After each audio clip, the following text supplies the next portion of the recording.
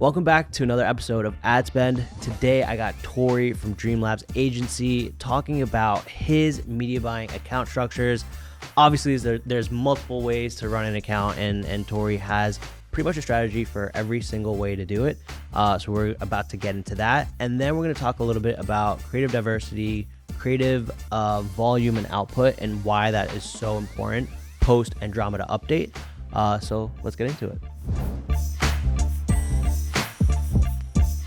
Torii, I appreciate you coming out today. I flew in all the way from the West Coast just for 24 hours, which is honestly amazing. So I appreciate you coming out here.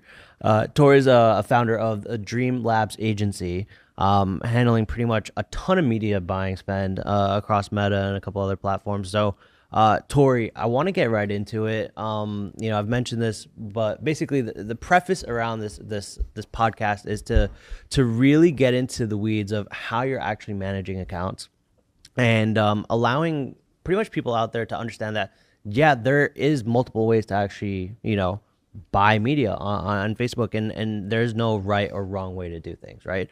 And I want to get your take on like how you guys run the accounts. Is it different between brand to brand, or you have, an initial strategy that you go into building these brands with? So I think let's just kick it off, right?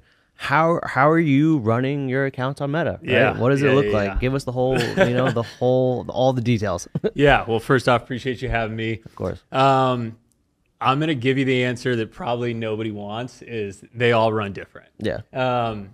And it's so dependent. It's so dependent on the size of the business. Is it subscription? Is it low AOV? Is it high AOV? Everything across the board.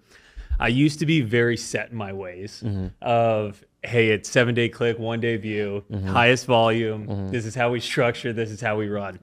And I would get into an account no matter what the size was. Like I have accounts, like my highest account's spending about $1 million a week right now. Wow. And we would just come in and flip. And we'd just be like, nope, done. This is how we run it. And it would cause volatility. I'm sure. Right? Yeah. Of course. So what I've started to do is I've come in and I'll test it right off the bat, CBO versus ABO. Okay. Right. And this being a founder, right? I founded my previous brand as well. And I think it's different when you run your own media of like, you're always second guessing yourself. You're like, did I do this right? Is it wrong? Is it right? Right. So I was done playing the game of like second guessing myself. And I just wanted to know that the structure that I put in place was accurate, right? Or at least I had confidence that it was going to do the right thing. So I come in and I test CBO versus ABO. Okay. All right. Then I might test bid cap versus highest volume, right? And then I'm going to say, hey, I'm going to do CBO and ABO again on bid cap or highest volume, or however I want to structure things out, right? Those tests are all going to be different. I might test different attribution, not as much anymore with kind of the way attribution is now with media buying, but it just kind of opened up like that. What if I said you're wasting nearly 30% of your ad budget? If you're spending at least $5 million a year, odds are you're setting at least 7 figures on fire. Lifesight has run dozens of waste audits using incrementality tests. Across the board, 20 to 30% of media spend drives zero incremental revenue despite what your in-platform ROAS says. Lifesight is a measurement platform that finds the waste and then tells you exactly what to cut, what to scale, and what to reallocate. No more dashboards and vibes, no more stitched together spreadsheets and gut feelings. Just real measurement built for high growth brands growing to 9 figures and beyond. If you're tired of chasing fake ROAS numbers that collapse as you scale, check out lifesight.io/adspend. Now, let's get back to the episode. So you kind of come in, and how are you structuring or thinking about like testing versus scaling? Are you doing things in the same campaign? Are you separating it out? What are you thinking there? Yeah, so I think it's different. Same thing, it's going to be different, right? So like an apparel company, right? Men and women apparel, right? Let's say they sell both. Let's say they sell tops and bottoms for both, right? You can't just throw it all together, right? You have different audiences. But a supplement company per se, right? You could probably throw this all together. You could even probably put the angles in there, the same, different ad sets inside of that CBO and let that go spend, right? Because certain angles are going to be bigger than other angles, right? So for like Obvi, right? Maybe hair care is more important than like nails or whatever, however you guys want to approach it. But there's a little bit of spend for all of them, right? And so it just kind of depends on where I'm at and where the business is at too. You obviously can't spread it too thin, but I mean, let's say we'll just use like $100,000 a month, right? Let's say it's the apparel company, men and women's. I'm going to have men in its own campaign, women in its own campaign. I'm going to have tops and bottoms maybe in their own campaign as well. And that starts to get iffy too. And I think it comes from that founder background of my own brand is like inventory also is something I think a lot of media buyers don't pay attention to. Right. Yeah. And you're like, okay, well, we ran out of bottoms, but that was the top ad in our campaign. Now that campaign is basically washed at that point. Right. So you have to kind of like, there's media buying as far as like getting the best CPA, getting the best ROAS, gross margin, however you want to look at it. But then there's also media buying effectiveness for the business as well of like, hey, we ran out of our top flavor, but we didn't hit a bump in the road because the way the account was structured, we could just turn this ad set off and things kept rolling smoothly. Right. Makes sense.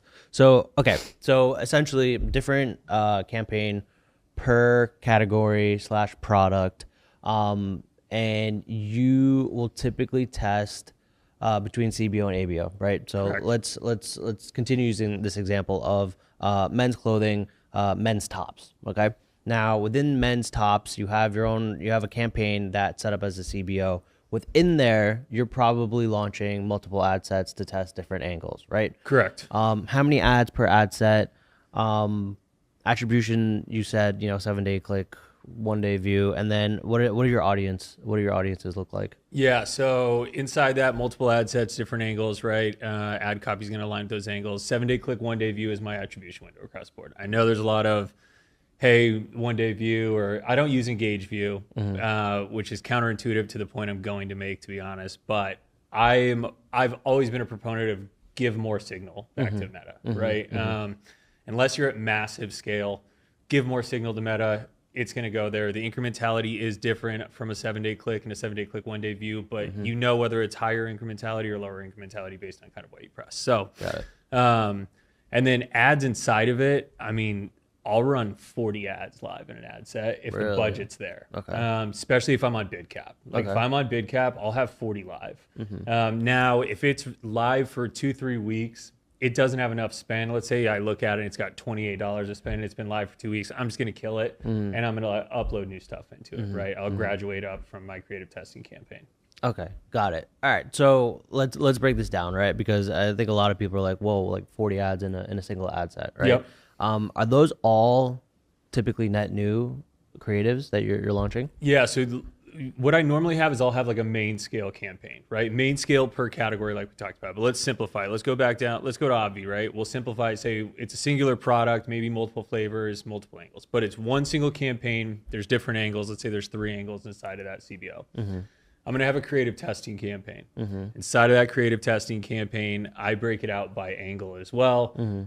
3 to 4 ads usually with inside a creative test ad set, right? And it's like, we name ours like video 131 ABCD is like our variation name convention, right? So we're going to test all of them. 131C wins. We graduate that to the appropriate angle in the CBO campaign, and that continues. And then it's just cyclical nature after that. Understood. Okay, so very interesting. So you've basically said, all right, here's my product. Again, maybe we'll take the collagen example, right? The different angles for collagen would be like, all right, let's talk about hair, let's talk about skin, let's talk about nails, talk about joints, right? You're testing creatives for each one of those angles in a testing campaign, and you're deciding between either CBO or ABO to see what the account likes.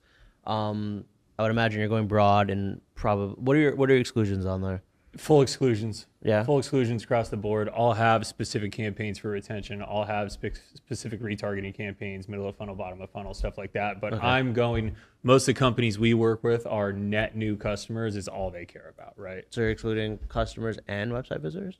No, so just customers. So just customers. Okay. It's Klaviyo API usually, right? Klaviyo API, all customers, and then 180-day pixel. Okay, got it. So you have the setup there. You're essentially testing new creatives at a time. Now, when you launch let's just say, whatever you're launching new creatives, for like say the hair care angle, is that becoming a new ad set in the testing campaign, or are you going into the existing hair angle that's in the testing campaign? Every single time I launch new ads, they're a new ad set. So if I'm testing new creatives, it's a brand new ad set across the board. No previous spend. Let it kind of go do its thing. Got it. And then you have a scaling CBO.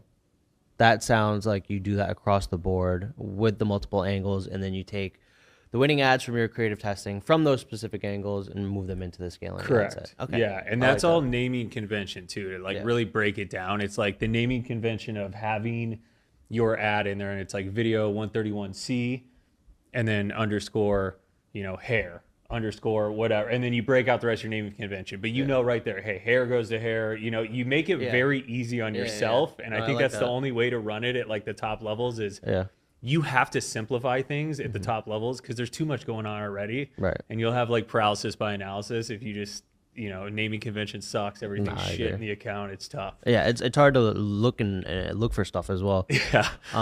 Okay, so walk us through the thought process between using CBO versus ABO, and is it quite literally just what the account likes? It's honestly 100%. Yeah. 100%. Well, I won't say 100%. 90% it's what the account likes. But like I said, I think there is an aspect that a lot of people miss as media buyers, especially guys who are just, and I'm not trying to talk down on agency people. Obviously, I own an agency, but I come from the founder. I owned my own brand first, right? And so I knew what would happen.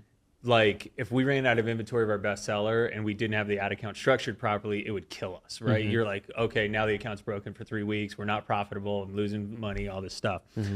But if you have the ABO set up and you can break out product categories, let's say you have a ton of SKUs and you can break it out like that, I think it's almost smarter. Even if the CPA is a couple bucks more expensive, honestly, long-term, in my opinion, I think you're better off because the stability of the account, hey, we have a lot of, this SKU.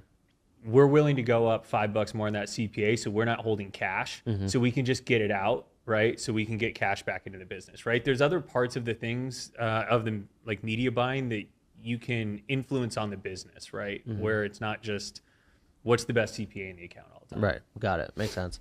Okay, so the two things I want to talk about, right? Budgeting for testing and budgeting for scaling. And then you also mentioned that you test between different bidding strategies.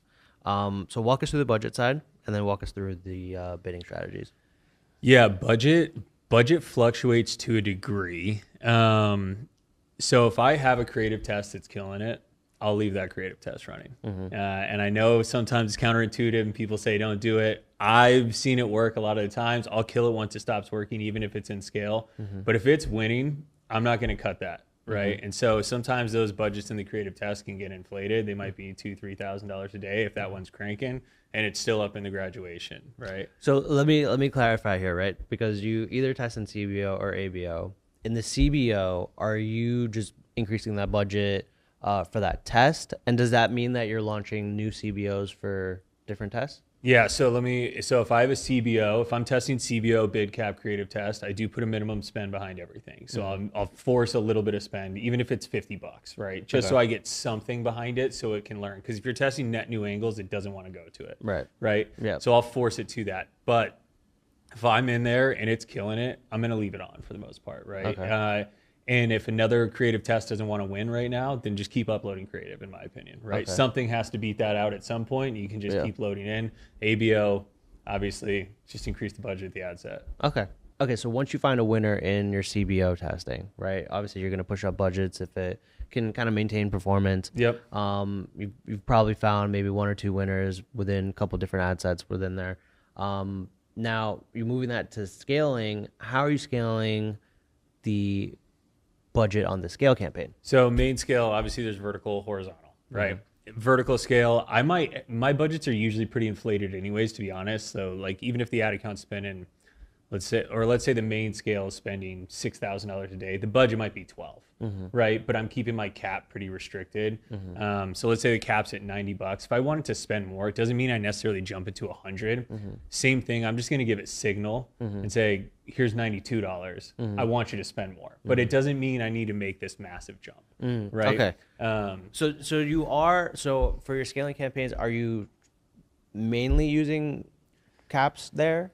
Most of the accounts live on caps. I'm going to be honest. I've tested it so many times. And almost every time bid cap wins out, putting something there. And it's so funny because I've been against it forever. Let's talk about that. Let's talk about manual bidding, because I feel like I've gone from being highest volume for all my life to last year we ran the entire account on just cost caps. And then this year I'm like hybrid right now, right? So I'm very curious, what are your thoughts there? And how should people be thinking about, manual bidding? So the hybrid, I actually don't hate. I actually kind of like the hybrid of like a highest volume on the creative test and then bid cap at main scale. I think that's a really good way to run things. But I've tested bid cap over and over and over again. And I literally was trying to like prove my hypothesis that highest volume is better. CPMs usually back out lower, right, on bid cap, which is also like, I know people say CPMs don't matter. In my opinion, they do. If you're telling me you're spending $1,000 a day, right, and you're getting double the amount of impressions, it might not back out in your attribution window, but those impressions add up. No, for sure they add up. Yeah, 100%. Right? So like that backs out better. I mean, to regulate this, you're basically just trying to regulate your losses. That's all I feel like bid cap really is. It's like the CPA might be pretty stable when it's at its best compared to a highest volume, but you're trying to eliminate the losses on those bad days. Yeah. Right? That's it. It doesn't do anything else. It's not like, very rarely do I see it go spend the $20,000 budget and it's like, oh, today was a fantastic day. Yeah. It's like, no, today wasn't as bad as it could have been. Yeah, no, I agree. I mean, if you think about it, right? Like if you look at, I don't know, whether it's a Walmart or Target, like what days are customers shopping the most, right? It's probably the weekend, right? Yep. And so for us, it's like, I don't want to spend $20K a day on the days that I know performance is going to be bad. Yeah. And I want to spend more on the days that performance is going to be good. So, I mean, it makes sense. Exactly. Right? Marketing across multiple channels can be pure chaos. One platform says scale, the other says pause. The CFO says cut the budget. That's where Lifesight comes in. It combines geo experiments, MMM, and incrementality adjusted attribution in one unified platform. You get causality, not just correlation, and click paths. But the best part is it doesn't stop at measurement. Lifesight gives you accurate plan forecasts with actionable recommendations like cut this campaign or scale this channel. If you're spending real money and don't know what's actually moving the needle, you need to try Lifesight. Get started with a 30-day free audit and platform evaluation by going to lifesight.io/adspend. They'll show you exactly where your spend is being wasted, no strings attached. Now, let's get back to the episode.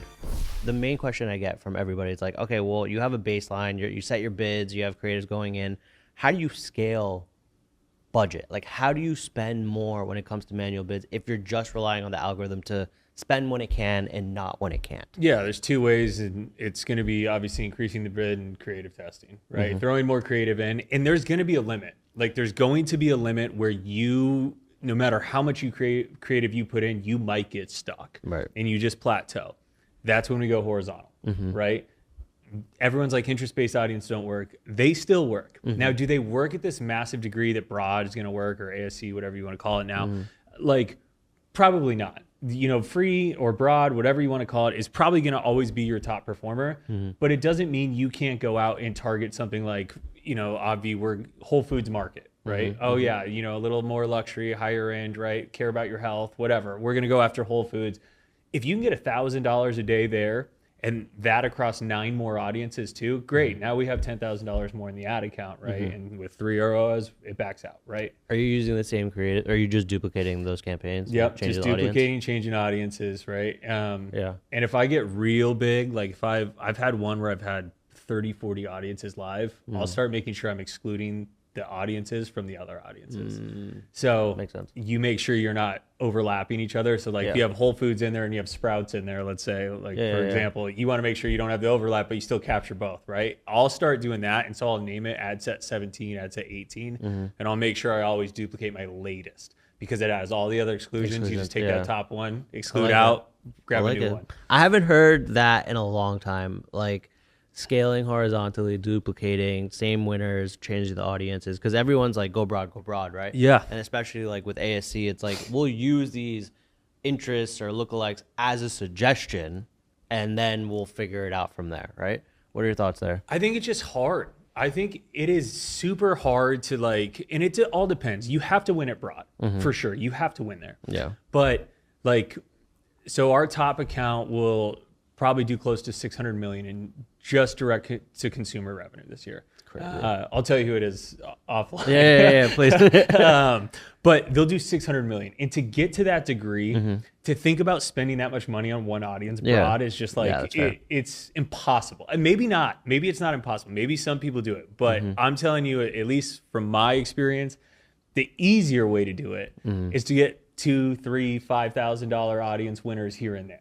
Right. Yeah. And then just to average it out, right? If everything's averaging out back to where you want it to be, you're also making sure that you're grabbing net new across the board, right? Those new audiences, it's not sitting in that cyclical, like broad audience just over and over again. Makes it's sense. like, okay, it's brand new people across the board. New people get to see it. I mean, to get to that revenue marker, you have to have net new eyeballs. Okay, got it. There was one question I wanted to ask, which I want to I'll move it back when we were talking about testing. So note for the editor back when we were talking about testing. When you are testing new creatives, what are the KPIs that you're looking at to then decide if you're going to move it to become a winner? Yeah, I might get some hate on this one, but I love to look at, obviously, we know hook rate, hold rate, all that kind of stuff, the simple stuff, but I also love to look at cost per add to cart. Okay. If people are adding to cart, you're on the right audience.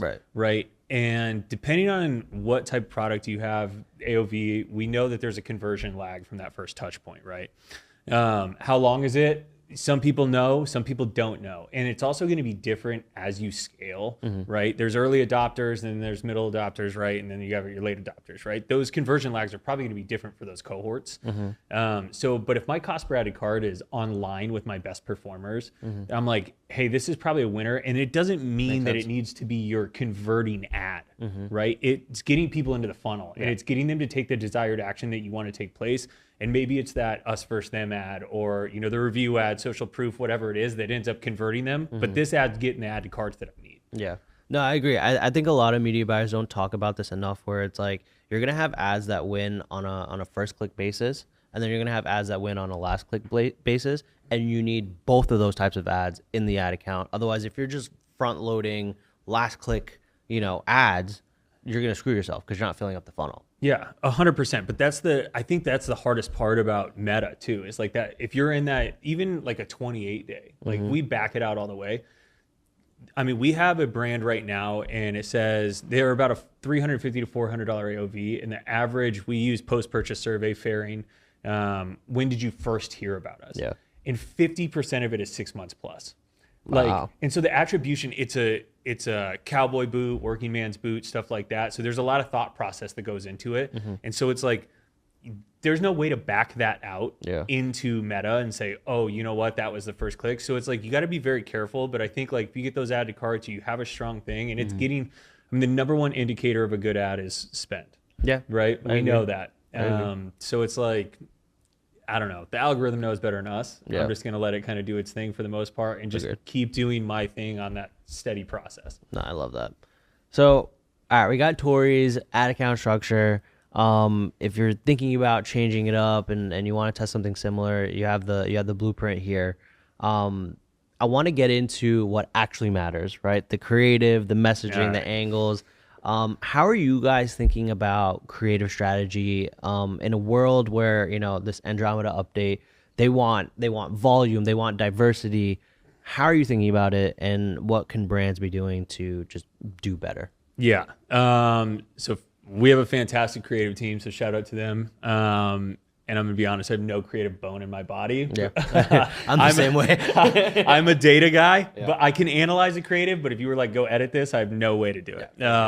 But we kind of bucket our creatives into 5 buckets. Okay. Let's see if I can get all these out. UGC, right? Obviously, founder led. Okay. Right. So we do UGC, FND, LFS is lifestyle, PRD is product, and then we do BRD, which is branded. Okay. So those are our 5 buckets. Okay. And we'll actually do a creative review and say, okay, UGC is performing like this, lifestyle is performing like this, back to naming convention being really good. We'll also look at it and say, hey, we're light on founder led, right? Because there's that creative diversity in the account too.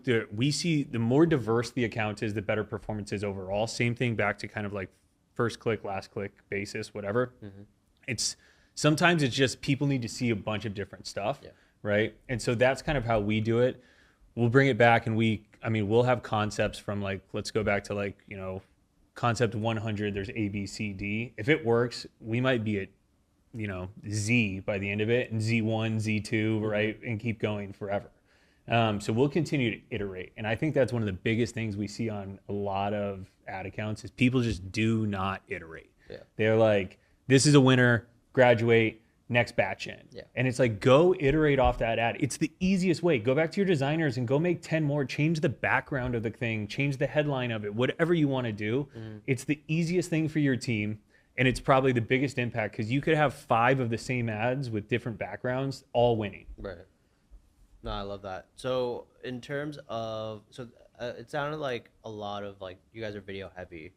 How about statics?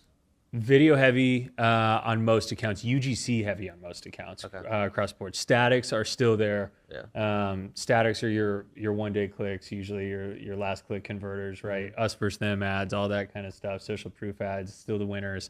But I feel, and this might be, I feel like the industry in general has gotten stagnant on statics.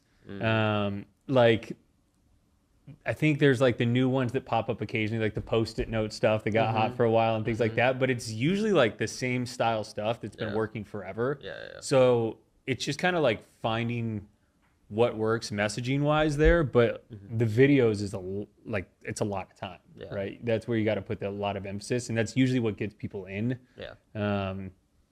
You got to, I think products more and more in e-commerce, you have to educate people on, and it's hard to educate on a static ad. Yeah, I agree. Okay, so it sounds like creative diversity is the number one thing at hand here, right? You have different types of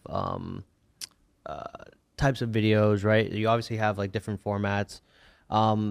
Question to go back to the ad buying side, even though we know creative matters the most. Tactically, are you testing all these like founder-led, the UGC in different ad sets, or are you combining them? Still combining. Combined under one campaign, different ad sets underneath it. Okay. So like every single number, we name it. We start out, and it's literally video 001, and we just continue. 001 gets tested in its own campaign. That's its own concept. 002 is its own concept, etc. That continues forever. Okay. And they'll continue to get broken out by themselves. Now 001, A, B, C, and D all go together. And that's just that's how we've done it on our naming convention. It's the easiest way for our media buyers too, for me to go explain to my media buyers like, hey, this number gets tested with that number and that's it. Like it's very simple. Makes sense. Makes a lot of sense. On the output level, in terms of creative volume, how important is that for you guys? What do you guys aim to do? Yeah, I think there's a flex point. Yeah. So like Black Friday, stuff like that. I mean, last year we tested for our top probably close to like 5,000 ads all year. And it seems low, some people say. But I do think there's a flex point of dumping 700 creatives in a month is like, there's two things that creative needs. It needs budget and it needs time. And if you're dumping in 7,000, 8,000 ads, or greater, there's only 365 days. Like, how are you planning the algorithm to get enough time to actually go and test all of these things? So we start to monitor the hit rate, right? Like, okay, how many winners are we getting out of each ad set? And that's where we try to put more emphasis on it of like, once we start getting to massive, I think in the beginning, there's creative volume, just dump. Go as fast as you can because you got to learn what works. Once you learn what works, start to really break it down more and more. So you can, instead of having 1 out of every 10 be a winner, maybe you get 2 out of every 10, which is a huge increase, right? But yeah, I mean, the guy's doing 2,000 a month. It's working for him and I'm happy it is, but I It's a lot. I don't see how you have enough time for the algorithm to actually, like, even hours of the day, there's not enough hours for it to go test 2,000 ads and tell you which is a winner and which is a loser. You're just dumping creatives. And from being a founder, the most expensive thing is creative. Yeah. Like, No, so exactly. expensive. It's like it's tough because it's like you produce so much and then you like launch it for a week and something doesn't get spent. And it's like, well, that's sunk cost right there. And you're not giving enough spend. So like I'm back and forth on that as well. So that it's like when I'm thinking about the cost to create creative in my head is like a fixed cost for the business. It's part of my overhead. And it's something where I can't be too emotional about where it's like, all right, well, we got to create it. It didn't get spend or it got spend and it's not performing well. Like go back and kind of iterate where you can and see if you can get something out of it. But I'm not as emotional as many media buyers where it's like, well, I have to put spend behind it and see what happens. Yeah, I think the thing is this though, is like, so I've always loved the saying like all data is good data, even if it's bad. So even if it's not in your favor, it's still good data, but you still need data. And if you have 1,000 ads going in a month, like probably 400 of them aren't getting any data. Yeah. So how can you even mark that off as like, hey, don't do this concept anymore. It didn't work. Like it has 3 cents of spend. Yeah. Like how are you supposed to say, hey, this didn't work. Don't do that again.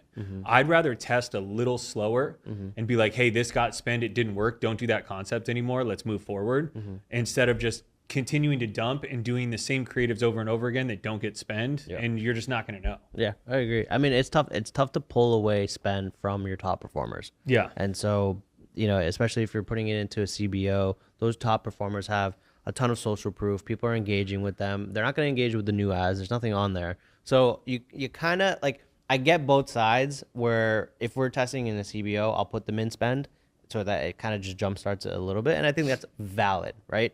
But even after that, if like your top spenders are just taking up all the budget, learn from that, iterate on that, and that can become your next week's test instead of maybe testing some net new stuff. Yes. Right? So I think that's how, people should be thinking about it. On a day-to-day basis, right? What are the tools that you're using that make your life so much easier?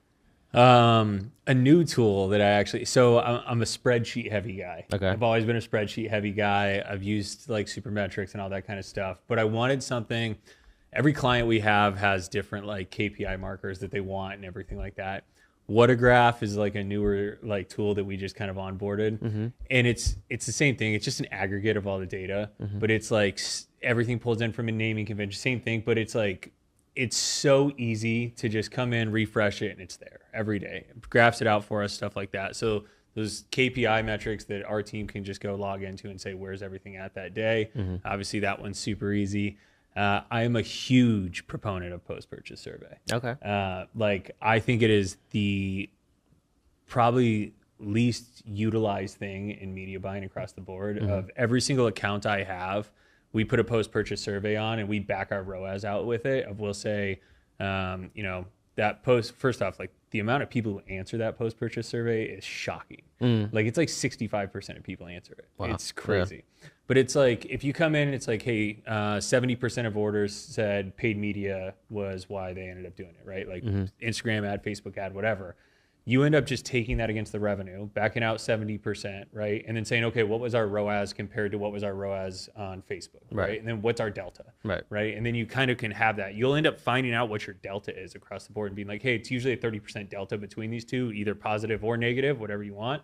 But I think that's a huge thing to just kind of justify what you are doing, whether you're scaling in the right way or not. The other thing is too is, there's times where revenue, let's say revenue is 100 grand this week and it's 100 grand next week and 100 grand, but you see the social media, maybe the paid media answers go from 70% to 60% to 50%, but revenue stayed the same. Let's say spend's the same, ROAS is the same, but you're actually becoming less efficient based on the post-purchase survey. And so it's kind of gives you an ability to check yourself real quick and be like, oh shit, Very are we interesting. being less efficient and we should check this real quick before it actually just starts depleting, right? Because you still have that like rollover waterfall effect of previous impressions being shown, Right. or there's outside influences. Oh, I love that. I that's a really good way of like thinking about it, because I don't think a lot of people get too into the data there. If you're scaling across Meta, Google, TikTok, and connected TV, but still don't have a clear answer to what's actually working, Lifesight can give you that clarity. It helps you move away from outdated touch-based attribution models. It's a measurement tool that shows what's truly driving growth and profits so you can make your best decisions. They'll audit your ad spend for free, show you where the waste is, and give you a clear plan to reallocate it. If you're ready to stop guessing and start scaling with confidence, get started with your first 30 days on the house. If you're ready to stop guessing and start scaling with confidence, get started with your first 30 days on the house. Check out lifesight.io/adspend or hit the link in the description. Now, let's get back to the episode. Final. What is the media buying hack that you tend to keep to yourself? And I'm gonna make you out it here. But what is your like favorite hack of all time that not a lot of people talk about? I mean, this is a tough one. I don't even know if it's a hack. Maybe. I'll give you two here, and you can pick which one you want. Either one is every single account we go into is like account consolidation is the key to success, right? If you're even the largest accounts I have might have 6-7 campaigns tops, but the consolidation on any account automatically improves everything across the board. I would say that is a big one. And the second one that I think nobody really checks is your EMQ scores. The event match quality scores of like some of these accounts who've been running millions and millions and millions of dollars a month through it. And you go in and they're not passing back first name, last name, city, state, zip code. You're like, how do you not know this? Yeah. And it's like, if you don't know how to go check it, you go to your events manager, data sources, click on an event page view, manage event match quality, and you should be passing back, I think it's like 13 demographics. It will change your account drastically. 100%. And it'll tell you what percentage of those page views are getting passed back. And I think it's something, as media buyers, it's always like, what's the attribution window? What's your creative output look like? The foundation is the pixel. And if the pixel is not done properly, good luck building on top of it, right? Like, it's just not 100%. there. I love that. No, I appreciate that, Torii. No, thank you for hopping on the show. Some incredible tactics. So if you want to find Torii, where can they find you? Twitter, Torii Rowe, Instagram, Torii Rowe, or DREAMLABSAgency.com. Awesome. Thanks, Torii. Appreciate you coming on the episode. And until then, happy scaling.